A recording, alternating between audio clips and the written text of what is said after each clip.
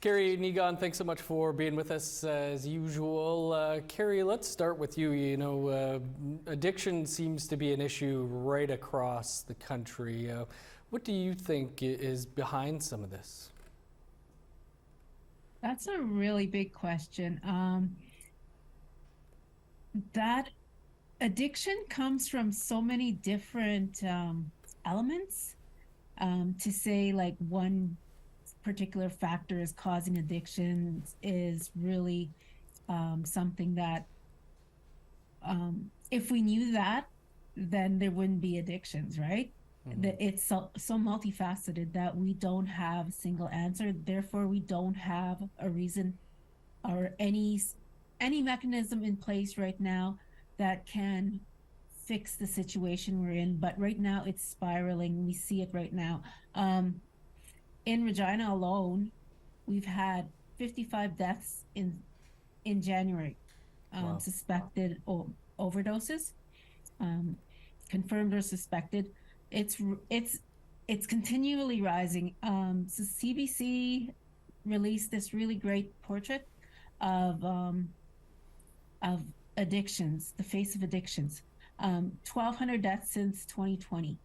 That's in Saskatchewan alone. That's not telling how much is in all the other provinces. But yeah, there. I don't think there is really an answer as to a, a cause of addictions. Niigaan, a First Nation in northern Manitoba recently tried going dry for a while. Didn't seem to stop the flow of drugs and alcohol. People found other ways to get their fix. Are band council resolutions banning alcohol and drugs the way to go? Well, it's impossible to make one general blanket statement for everyone. The problem really is that when you ban alcohol, then bootlegging increases, meaning people run their own businesses out of their garage and house and so on. The real challenge is mental health, and when people use alcohol or drugs, what they're doing is they're coping with trauma, and so that's where the core of the issue is. And so the issue is supporting mental health, and we know that every report under the sun indicates that First Nations are one of the most chronically under-resourced when it comes to mental health supports. Most First Nations don't have mental health providers, therapy, and so on. And so the real challenge is that how do we rebuild ceremonies? How do we rebuild what is our traditional institutions to be able to support people?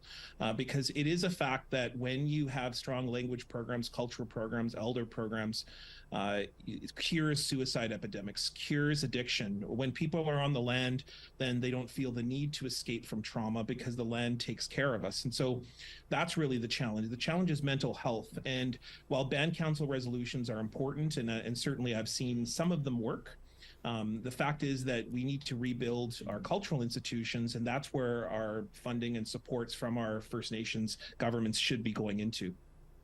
Kerry, what do you think some of the solutions could be out there for cities like Vancouver, Regina, Winnipeg? Um, I was just reading an article the other day of a person. He was at a safe injection site and he said, "My last overdose was in stall 9." And he said these safe sites aren't promoting drug use, but rather providing a place where people like him can be safe while they're going through their trauma. Um, Obviously, he was able to recover. Addicts do recover. There's, like Niigaan said, a lot of this is linked to mental health addiction or mental health wellness, and I think once people find a way to find that way out of there, there is hope. I have a friend who spent years, um, combing the streets of Regina here, picking up her son, feeding him, knowing that he was killing himself, but she kept doing it continually. And this year, he put himself into a drug treatment center, and he's doing well. And it's great to watch him come out of it and to know where he was.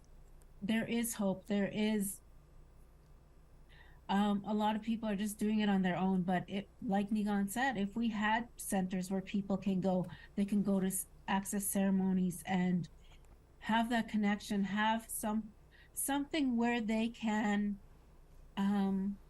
fulfill themselves and find something. People are obviously searching for something. Niigaan, just quickly, you know, there's obviously a lack of treatment center beds, and in this province, Manitoba, there's a real push against having safe injection sites. So, why do you think that there's such pushback on having places like this? Yeah, one time famously, former Premier Brian Pallister threw a report of safe injection sites, which showed very big success in places like Thunder Bay. And when people had offered that to him, he threw the report on the floor. Safe injection sites work. Thunder Bay has proven it. Vancouver's proven it. Cities across the country have proven it.